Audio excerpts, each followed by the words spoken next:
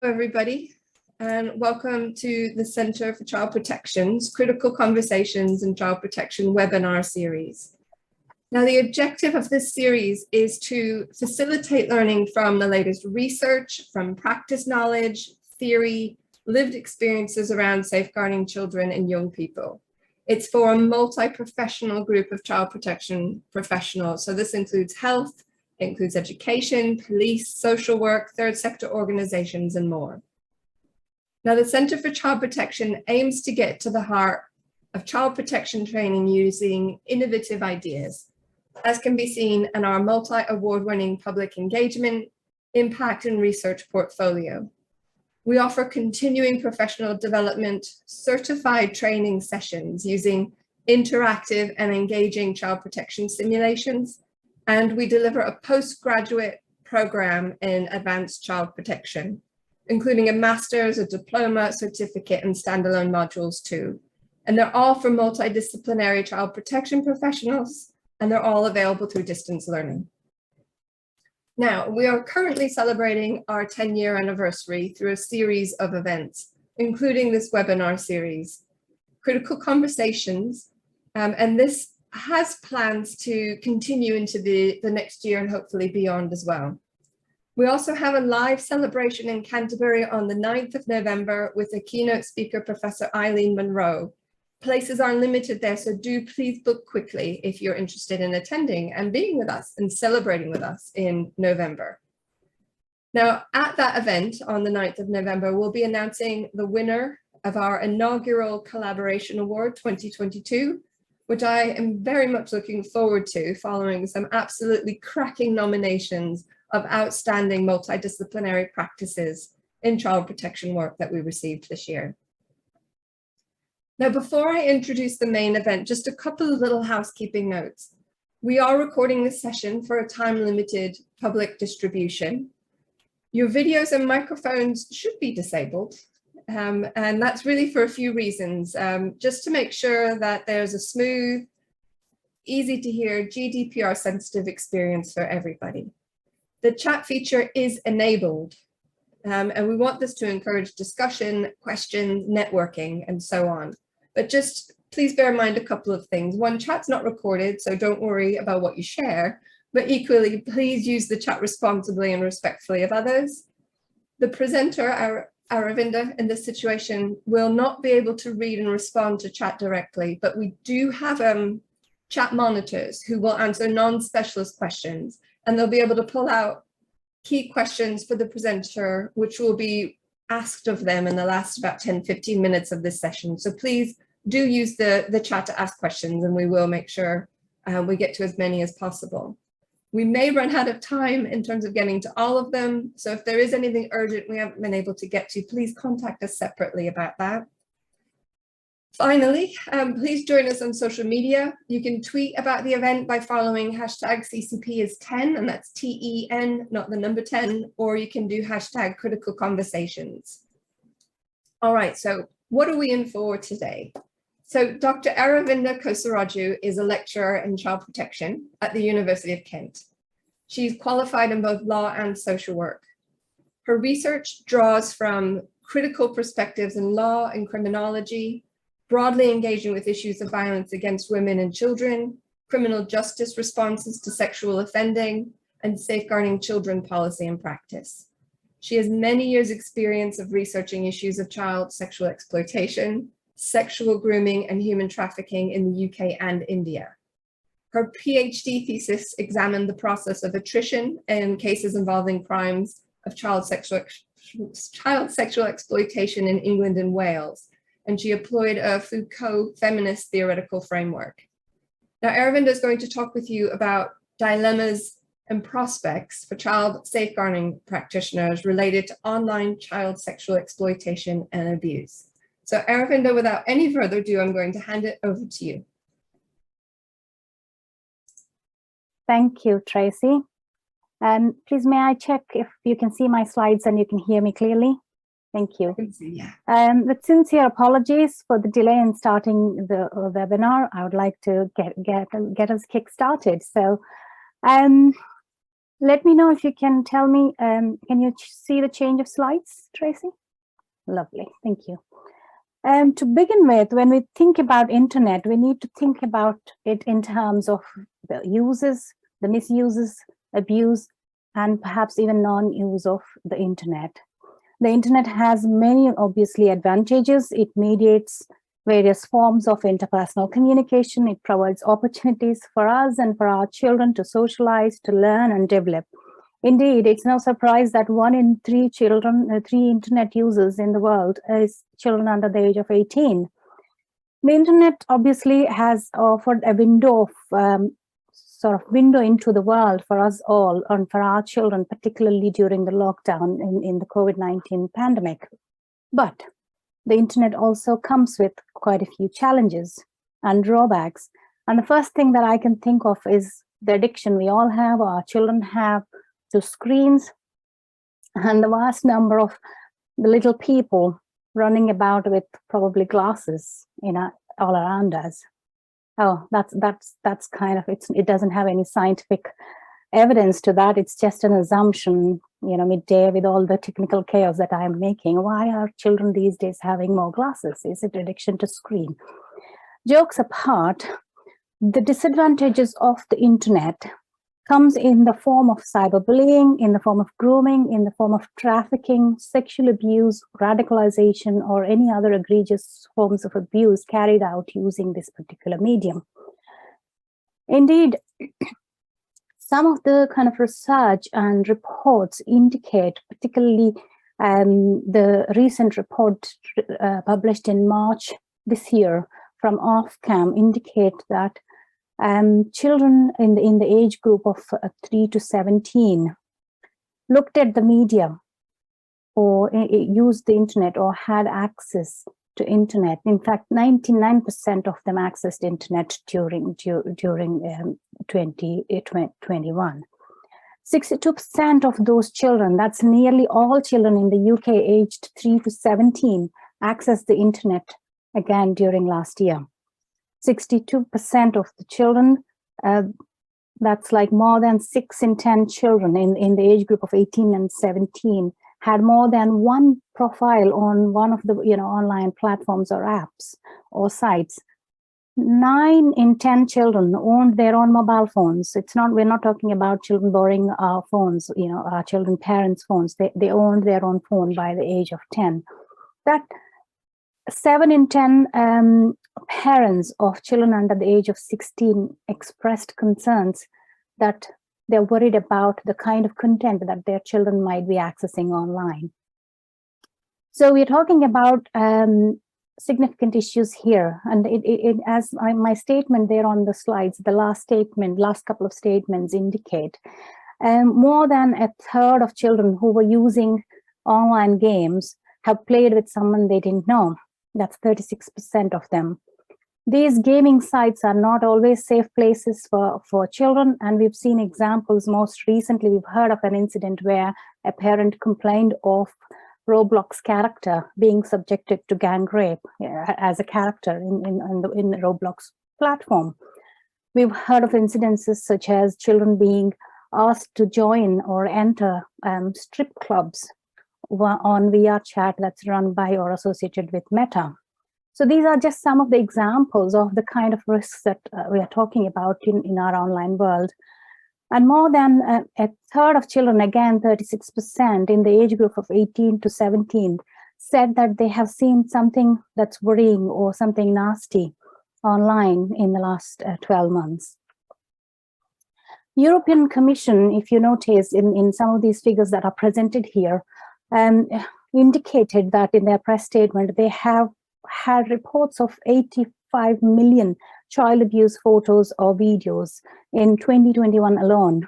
If you looked at some of the research, and this is presented in a paper by Reimer in 2019, Reimer noted that when we look back in the 1980s, the kind of topmost or popular child sexual exploitation material or child pornographic material, a popular magazine containing child porn images in the United States had the highest sale of 800 copies.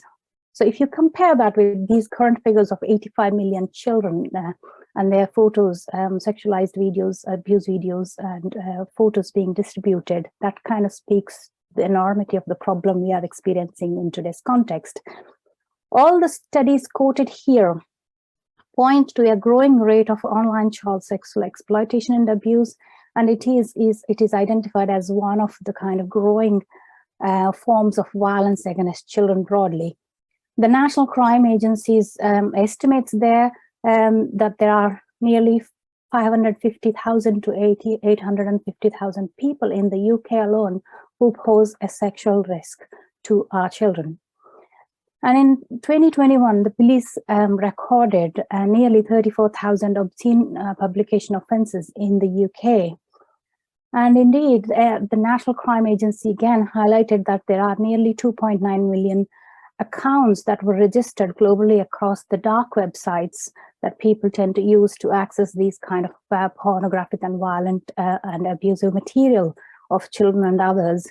And indeed, 5% of those accounts were deemed to be registered within the UK. In a more recent report by Europol, particularly around the pandemic, it indicated that there is a significant increase of child sexual exploitation and abuse activity on both surface web, what we usually access daily, and on dark web, particularly during the lockdown. So what kind of forms then the online abuse takes generally? The most common forms are highlighted here: the grooming of children online for sexual activity, creating or storing or sharing indecent images, or cyber flashing, live streaming of sexual activities, or sextortion. Grooming might be familiar to many of those who might be working in this field. Grooming is the process in which the perpetrator puts a lot of time and effort into developing a relationship with the child with a view to kind of make the victim develop a relationship and trust in the perpetrator, and ultimately evolve into a sexually abusive relationship.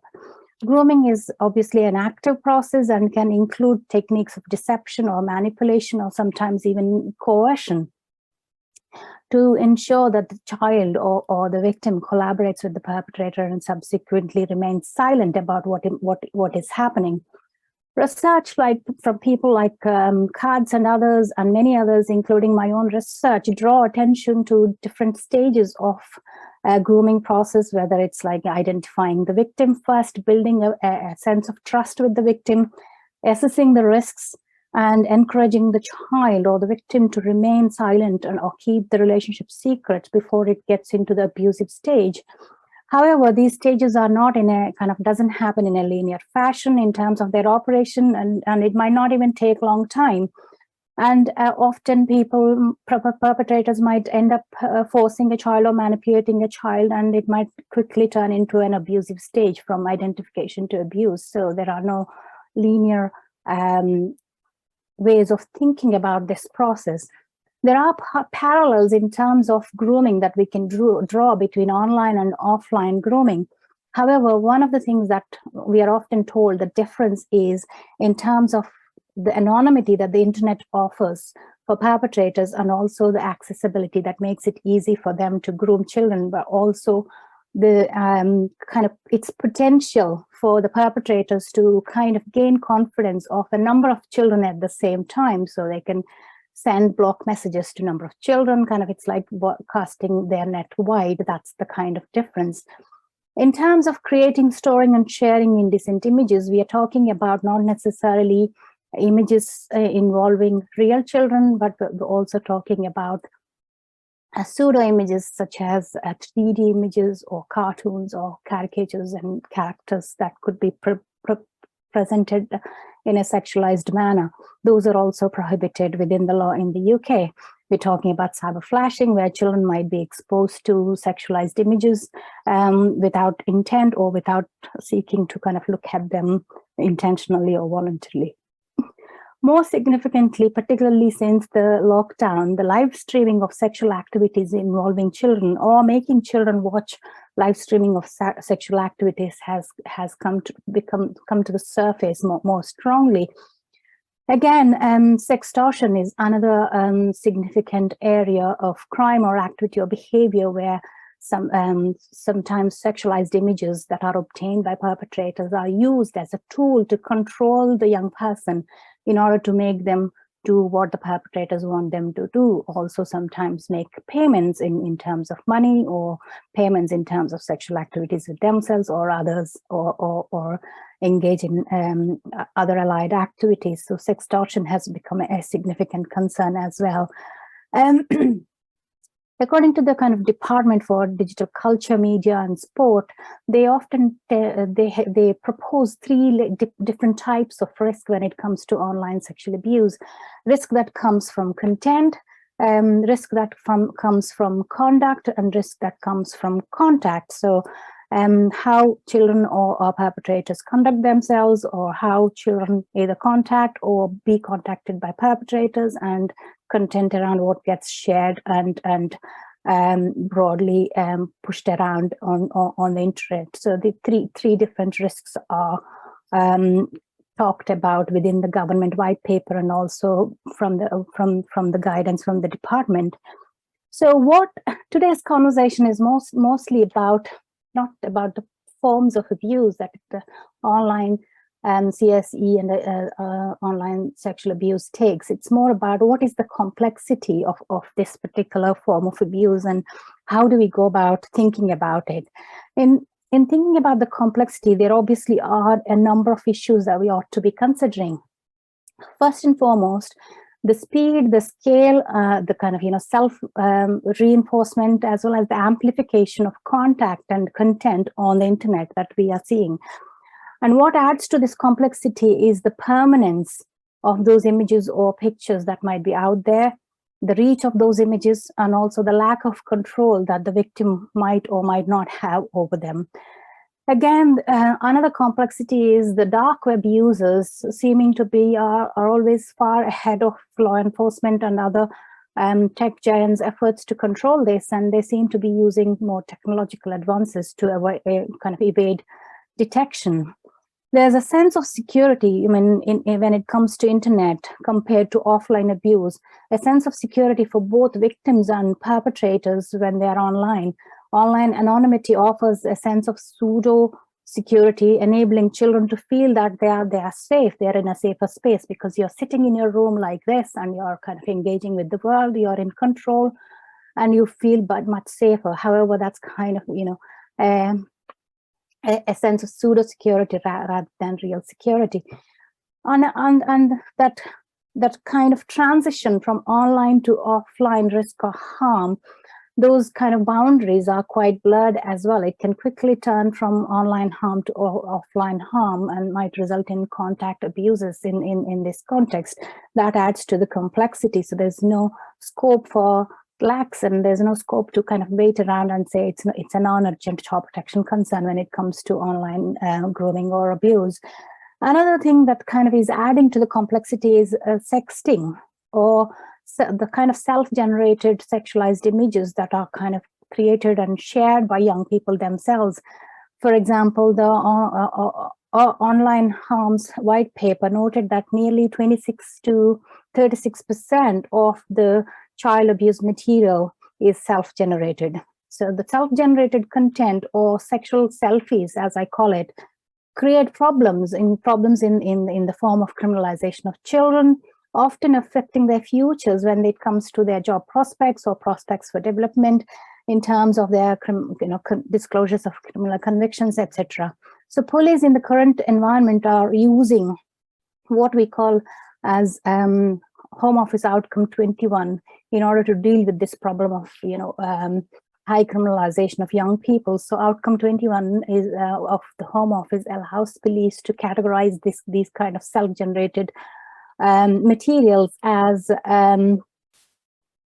not necessarily, they're not prosecuted, and they're categorized as Outcome 21 because the Outcome 21 says it's not necessary for us to prosecute if there's no public interest in it. Obviously, police look carefully if there is any public interest, but whereas when no other child is affected, or the harm to the child is unlikely, and it is clear that the child is not enticed or forced or groomed to produce that material. In such cases, police often warn the child and send what they call as cease and desist letters and deal with those. So what other aspects add to the complexity in this issue? Repeated exposure of children as well as both of the perpetrators tend to normalize the sexualization. So repeated exposure to indecent images and other materials normalizes and desensitizes young people.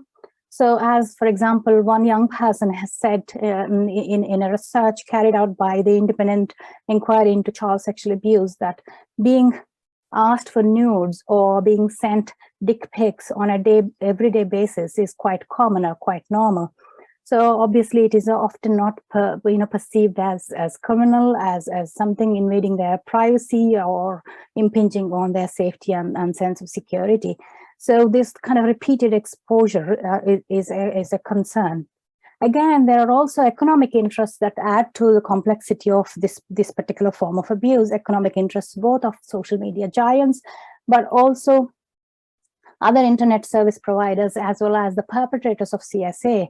It kind of adds further layer of complexity. COVID has highlighted that many people are capping, a term used for capturing abusive material or abusing videos, and they are trading those materials online for money. So it's become, there's an economic element, and this trend, this commercial kind of driver has become a worrying trend in research and within policy circles and practice circles. So another complexity that's added is the unregulated tech industry, which I will come to in a few minutes. So again, we've been told again and again that the figures that we know is only a tip of the iceberg. So the kind of actual problem is much higher. So it's getting complex and big in its scale.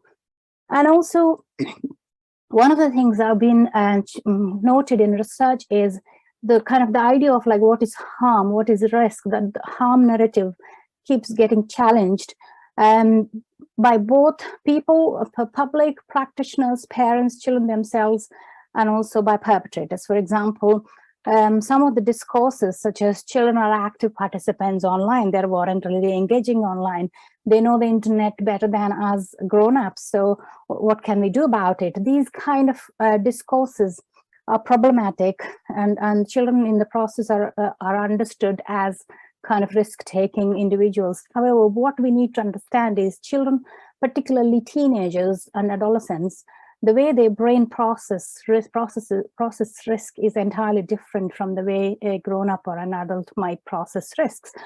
Additionally, children who are, there might be additional risks that children might be exposed to. For instance, if they are isolated for other reasons, they are depressed, they have disabilities or other neurodevelopmental disorders, they might be at additional risk. Girls might be at additional risk, or boys who might be from LGBT communities might be additional risks. So there are risks that further add to the harm that children experience. So all these things need to be taken into account when we think about children and assessing the harms and protecting children. In addition, the research also is indicated, very interesting research from Reimer, who actually observed in using ethnographic methods of perpetrators who were charged with online sexual abuse materials, holding or sharing the sexual abuse materials of children. And it noted that the way they construct these children, and I put like a quote from that, and it is in fact Reimer's title of the article that they've published. They kind of, these perpetrators construct children as though these children are not real, they're unreal children, they're not innocent, they are sexually active children. And in a way, in the process, they differentiate between children on the street, they see in their lives or on the street, and children online or in these images. These are just images, these are not real children. So there's a form of cultural othering as well. These are children somewhere in India, in Vietnam, in Philippines, and so it doesn't matter. So this kind of othering or detachment or desensitization or distancing kind of helps them to feel normal about the crime they're involved in. it kind of perpetuates and facilitates further offending. So how do we kind of, deal with these complex areas, particularly those questions around what is harm and what is not harm, what is harmful or what is not harmful? So what I've done here is that I've created what I call as an online riskometer, where we could say that children, because we need to understand this dynamic relationship between risk and harm if we want to really provide effective safeguarding responses to our children who are at risk of online sexual abuse and exploitation. So when does this risk turn into harm? To help us think through this riskometer might be of help. When children start to navigate the digital spaces, they might start in a place of safety most often, and their position may quickly overlap between these categories of safety, risk, and harm. We can confidently say that all sexual offenses carried out online, which are created there, such as sexual grooming, CSAM material being shared, live streaming, all these are come into the arena of harmful. However, self-generated images that are meant to be shared with their boyfriends or girlfriends, they might come into the risky arena. On the contrary, those kind of risky behaviors can quickly turn into what might be termed as harmful behaviors. In fact, some of the kind of lives of children that were lost in the last few years, in the last decade, as a consequence of their experience in the digital space is a stark reminder of the potential harm that the internet could place, or digital social spaces could place children. Selmina Halliwell, Ollie Stephens, Mia Janine in 2021, or Molly Russell in 2017, Brooke Wedner and Tallulah Wilson in 2014, Hannah Smith in 2013. These are some of the high-profile child death cases that exemplify the harm that children experience in digital spaces. It is indeed worrying. So how do we kind of go about, what is the kind of way forward? Obviously, it is suggested by the government's white paper and the departmental guidance that developing the digital resilience is a key to making sure children remain in that safer zone, the green zone of the internet. Digital resilience is defined as a dynamic personality asset that grows from being active on the digital world through engaging with appropriate opportunities and challenges online, rather than through avoidance and safety behaviors. So the core emphasis from this UK Council for Internet Safety framework is that we take risks, we learn to deal with the stresses and risks, we develop personal agency, we plan, we then learn to kind of self-reflect, we learn to act upon it, and that learning helps us to cope with any new challenges that come up. However, this limited kind of conceptualization of what digital resilience is quite unhelpful, in my opinion. Resilience is not a personal attribute, it's not an individual attribute, it is a psychosocial attribute, and it needs to be developed both at an individual level, but also at the social systems level. So what it means to build kind of a digital resilience at the level of the system, at the level of the society. This means having interventions, thinking through interventions at every level, at the level of the child, at the level of the parents, at the level of the practitioners, at the level of technical companies, technological companies, at the level of the regulators, and at the level of the civil society. How are the current responses when we think of this model?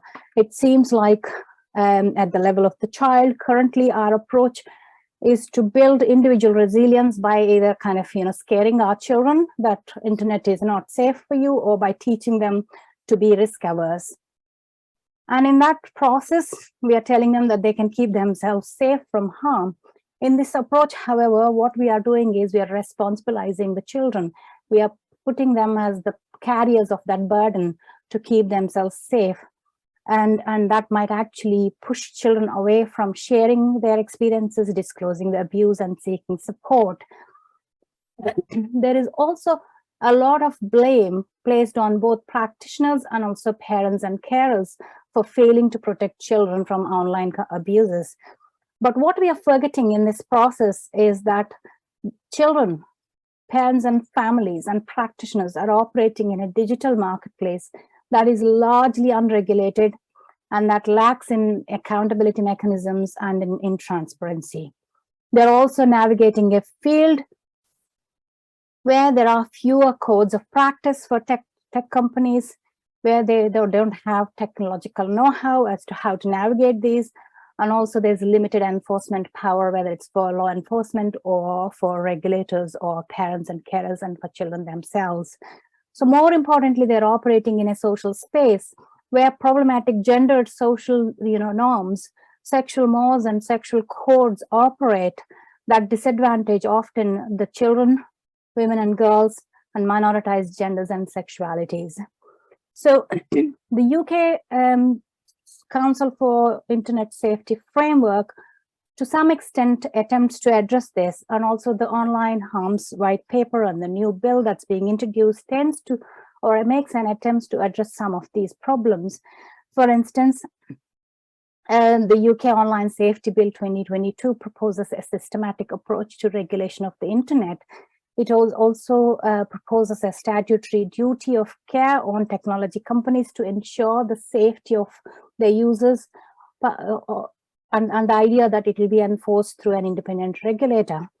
They are proposing a duty on all tech companies and all service providers to take reasonable and proportionate steps or action, such as making risk assessments of their tools, their applications, their sites or their games, making those risk assessments and making sure it's child safe, and also ensuring that they take steps to mitigate any risks that they might identify.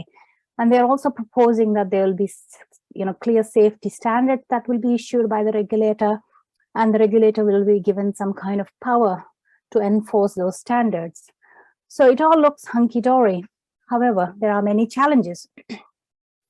As we can see, the online safety bill has been in debates in the parliament and outside the parliament in many circles for the last 4 or 5 years. And what is the kind of current social, political, and economic context then? There's a kind of a lot of intersection between rights and responsibilities, in fact, conflicting rights and responsibilities. There are technical challenges. There are issues in terms of proportionality questions that are kind of bringing this particular bill to an impasse. So UK's proposals, for example, attempt to address too many objectives, and hence, I think, is the problem. For instance, there are political debates around its potential to increase the surveillance of civic activity. There's potential for it to infringe the rights of individuals' right to privacy or their freedom of speech, or even there is a debate that it might create some kind of unfair advantage. It is argued that the bill could be an assault on democracy and freedom of expression, and even government is accused of being anti-technological development, and was told that this particular bill might drive business away or investors away from the UK. There are obviously technical challenges around how do we make these safe, how do we ensure age-appropriate designs and codes are implemented, how do we kind of take photo DNA mechanisms into encrypted messages that are being shared on various platforms, how do we ensure live streaming can be moderated, how can we ensure that those people who are moderating live streaming are not developing secondary trauma. So a number of technological challenges and human service level challenges exist. In addition to that, there is a debate around how much is needed, how much control, how much regulation is needed, where is the kind of boundary, what is proportional. So all these questions are currently being considered. However, personally, and as a researcher, as someone who advocates for safety of children, establishing this legal duty of care for companies is quite vital in tackling digital dangers experienced by children and young people through seeing or sharing abusive material, grooming for exploitation, or other forms of abuse and exploitation perpetrated through online platforms. I know that there might be unintended consequences of the proposed governance regime, particularly for technology industry, but that needs to be assessed with caution. And the proposed legislation should be driven by the need to protect the most vulnerable in our society. Safeguarding children is everybody's responsibility, and I certainly believe and argue that it ought to remain so for the providers of digital platforms. So whilst the government kind of is on war with these various debates, we practitioners have got our own little battles, or perhaps big battles to fight. And these battles are worth fighting for. So how do we kind of ensure safeguarding from how do we ensure we safeguard children from online child sexual abuse and exploitation? What can we learn from research? Some of the things that have been highlighted is like not many people, young people disclose, as you can see from the quote there, a young person from Namibia saying, "I told no one. That was my own little skeleton. I put it back into the closet until I was ready to deal with it, perhaps one day." So research carried out in 12 different countries by UNICEF indicated that only a third of children, nearly a third of children told no one, and only a third or a quarter of children told their parents, particularly in the UK. Disclosures of abuse are they experience number of barriers in terms of not having the confidence in the person to whom they are disclosing, fear of being judged, or concern, or lack of knowledge of what is abuse, particularly in an online context. People thinking that they brought it on themselves, so there's a sense of self-blame, shame, and stigma, and perhaps a sense of bonding or pseudo intimacy that children might develop with perpetrators. All these act as barriers in disclosures. And one of the things the research highlighted is that children feel more comfortable talking about their experiences with their peers. However, research also indicated that peers are not equipped to be the kind of recipients of those disclosures. So the challenge for us is, how do we educate peers so they are able to handle those disclosures and signpost the children or support the children in the appropriate manner? What else can be learned from research and work in this field? It's clear that frontline practitioners, including social workers, law enforcement, and justice professionals, often lack that capacity or the knowledge required to provide child-centered support in relation to online sexual abuse and exploitation. There's also this unhelpful and quite problematic hierarchy of harms that tends to either minimize abuse, that online abuse is less impacting on the child or is quite non-urgent compared to offline abuse. There's also that underappreciation of technology's potential in kind of abusing the child or in causing trauma and harm. So there's a need to recognize that offline and online categories are not like watertight, and there's no hard boundary between them, and there's two overlap and in fact doesn't exist and can become entwined and indistinct quite quickly. So other area of practice that we ought to be thinking about is, are our assessment approaches and tools ready for assessing the impact and the risks of children online? Assessment approaches and tools need to be tailored to do both risk assessments and also impact assessments to ensure that social media use and its effect on those of different age groups and different abilities and different backgrounds can be considered in a more dynamic manner. Lastly, child protection systems and organizations need to acknowledge the potential of secondary trauma of dealing with this kind of this form of abuse or child protection issue, particularly for those investigating these cases on a regular basis. So in order to conclude, and kind of going back to that, my proposal to develop a systems level resilience, digital resilience in this field, I would say there is no magical solution to end grooming and exploitation of children online.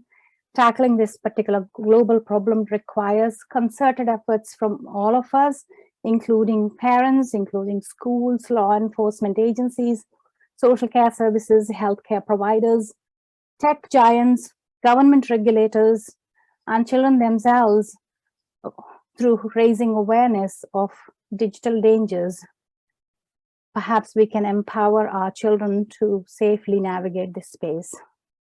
With that, I would like to conclude and say thank you very much for your time and engagement, and hope if we have time, I would be able to take a couple of questions. Many thanks. Excellent. Thank you so much, Aravinda. Aravinda, can I ask you, before we go on to questions, you've got hosting at the moment. Could you just pass it back over to Helen so that she can open up chat? Because I'm aware people haven't been able to pop in questions in the chat at the moment. So we do have a few questions for you. But as soon as chat opens up. Can somebody guide me through that process? How do I do that? Sure, I can do that. So if you click on participants, and then you'll see the list of names on the right-hand side. And then if you go click on the Kent LSJ host and the 3 dots on the right-hand side, you should have the option to make them host.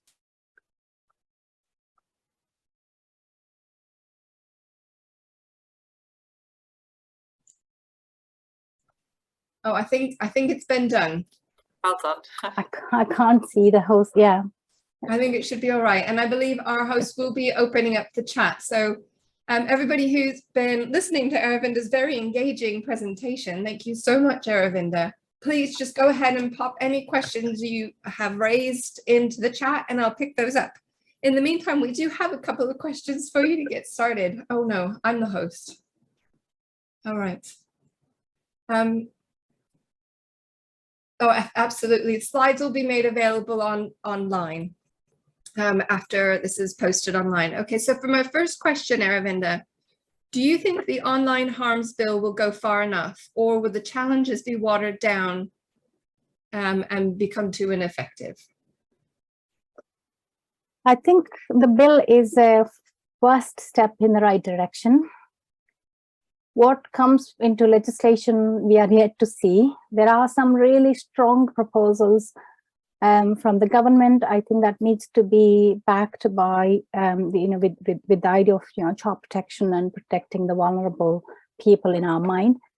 Again, the legislation can only be as good as it is, as it can be implemented. So when it comes to law in action, it falls down to people, whether it's law enforcement, whether it's tech giants or regulators. And the regulatory authorities, such as Ofcom at the moment, don't have much power to enforce. Some of the fines that are imposed on companies like Facebook are flimsy, in my opinion, compared to the kind of what's it called? The money that they make at the end of the year. So I think the regulatory authorities need more teeth, and that needs to be enshrined into the legislation to make sure this law can be actually effective in action. Excellent, thank you. A question's come in chat, which I'm going to just read straight from there. And it says, what can be done about children being criminalized for being victims of online abuse? For example, a child that was financially abused being penalized. I think it's having those conversations with the local authorities and with particularly law enforcement, because the government guidance, although it's not like written out anywhere, but some of the practices, some of the police forces are trying to do, like I mentioned in my talk already. Even police forces, police senior management are concerned that we are getting into this phase where increasing numbers of children are being penalized for no fault of theirs, and sometimes they might voluntarily share their images, but their intention was not to commit a crime. So how do we deal with those? I think those kind of where children get criminalized, particularly if they have already been coerced into creating those images, those things needs to be challenged, and things like desist letters, stop and stop doing that, and a letter sent to children, that should be the initial. So I think that what I'm trying to say is the law enforcement response should be graded based on what evidence we have. Is it a child innocently sharing something. So letters to stop that and desist from doing that might be helpful. Is it a child who's been groomed? So the focus should be not on the child, but should be on the perpetrator. Is it a child who's being a perpetrator by, you know, sharing images of themselves and also of others proactively and with intent to kind of share or benefit from that, either for personal reasons or financial reasons? Then those kind of actions and behaviors need a criminal response. That's what I would say. It needs to be graded in terms of what we know and based on evidence and contextual circumstances and contextual evidence of the victim and the child. Brilliant, thank you. Good answer.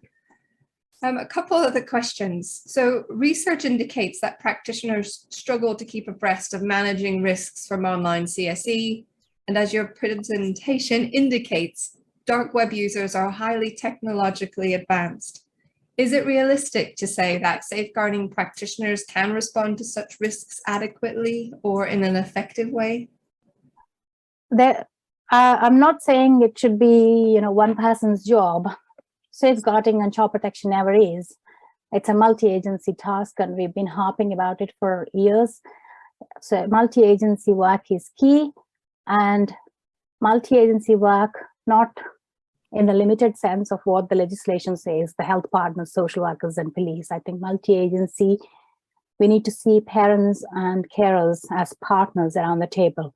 We need to see people who got the know-how and technological skill as partner in dealing with that. We need to kind of look at legislators and councillors and parliamentarians as partners in ensuring enough money is pumped in, for example, for law enforcement authorities to create those teams within each police force and within organizations, whether it's technological companies, enough technological input and money is pumped in to assess risks and also to mitigate risks. So a social worker or a child protection practitioner might see risks and feel that, you know, have that intuition that something is not right here. They're not in a position to take images down. They're not in a position to stop the perpetrator. So they got to share information quickly, and they need those responses from multi-agencies and tech giants quickly. So time is the essence when it comes to, we're not saying, you know, our child protection practitioners should learn how to kind of do photo DNAing and start doing these kind of things. I think that's kind of asking the impossible. Lovely, thank you.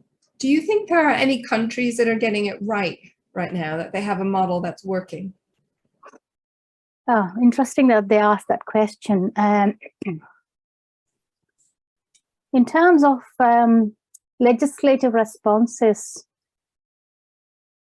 it's a fairly new area. For instance, I mean, Australia has gone a little bit ahead of us, and they have criminalized you know, accountability and negligence and these kind of actions of technological companies already.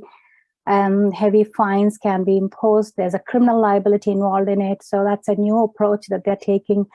And the European Union's Digital Services Act has actually gone ahead, and the legislation has come out, and there are quite a few interesting developments and proposals within that legislation that we can learn from. I can't go into the details here, but it's worth looking at what's being proposed within the EU as part of the Online or Digital Services Act 2022.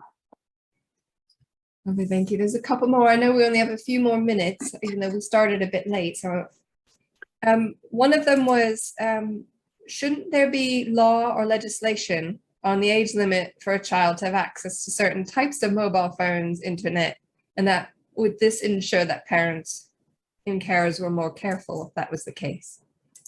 Indeed, I mean, there is already some action. I mean, even before the online safety bill has come on board, there's a, what is it called, the age appropriate access code. So the technological companies and, you know, companies that are even creating electronic devices, they all have a duty, what we call like safety by design. Even when they are designing these applications, these phones, they can create systems where it can ensure some level of safety. Again, creating applications and platforms in such a way that they're age appropriate. So my child who's 11 can't go on and sign up as a 13-year-old or 16-year-old without having to go through some checks and bottlenecks. So there are certain codes that UK government and all companies operating within the UK have to succumb to or have to follow. In fact, there was an ultimatum given, I think it's next 12 months, they have to follow that age appropriate access standards or codes in the UK. I hope I have answered that question. It's a tricky one, thank you. I have one more comment and then a question if we have time, but I'll go through the comment and see if you wanted to respond to it. I don't think it's really a question, but it's interesting. So somebody has shared that they work in a hospital setting and they work as a nurse on an adolescent inpatient unit. And they're saying how it's very difficult to intervene as they're not allowed to take away phones or to stop young people accessing the internet as it's seen as violating their rights. And somebody else in the chat has built upon this, saying that they also work with vulnerable young adults and find it difficult to support young people as they have their own capacity. Yeah, I see that issue. I mean, child protection has always that problem of what do we do here and now? What do we do in the long run? It's a tricky balance. So as people who only have access to those adolescents and vulnerable adults for a very short time, we got to think of what can be done in the here and now. But I think sometimes there might not be immediate solutions for problems. It's about what can be done, in order to kind of build up a plan, a safety plan in the long run. So what needs to be done? If we are concerned, how can we make sure that we make the right referrals? We kind of signpost to the right kind of people. We, share information to the right kind of agencies and bodies and people who needs to be involved, who needs to be around that, be a team around that child, or who needs to sit around that table in that safeguarding conversation. I think that needs to be, that balance between the here and now and the long-term interventions that we need to think about for the child. Sometimes they are difficult decisions indeed, yeah. Last question, and then, so we won't take any more questions now, although I can see that there's others building on that as well, which I haven't included. So thank you for your discussion on the chat. But the last question we have are, children are known to not always respond positively to current means of educating them about online risks, for example, through the schools. There appears to be a mismatch between these mechanisms and what children see as risks. How do you think that could be addressed? I think that's a valid comment, and in fact, that's supported by research as well. Recent research carried out by independent inquiry into CSA. In fact, colleagues from Bedfordshire University did a research with young people, groups of young people, interviews, surveys, and focus groups. And young people said that the way they are being taught how to stay safe online is quite outdated. Even people who are teaching them don't know much, and they don't know how the experiences online looks like. So, the kind of the programs, the awareness raising, the content that goes in, the way we deliver that content to young people needs to be informed by children's voices and research that's coming from engaging with children and young people. They've also highlighted often in that research that a lot of the time we are telling young people to stay away from the internet, to not engage the internet, and that's not the way forward, because the internet, I think, is here to stay.